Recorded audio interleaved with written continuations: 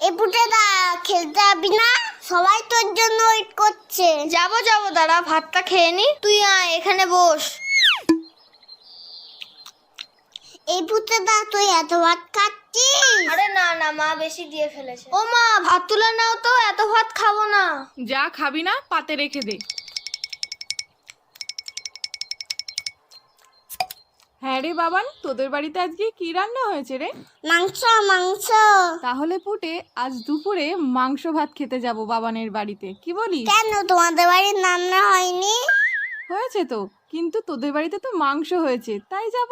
পুটেদা এত ভাত খেয়ে নিল, তাহলে তো আমাদের সবার ভাত খেয়ে নেবে। হ্যাঁ মা, যাবো যাবো না না, আমি তো মিথ্যে কথা বলেছি। বাবা তো পচা কাতলা মাছ এনেছে বাজার থেকে। আমি এখন যাই, সবাই আমাকে খুঁজ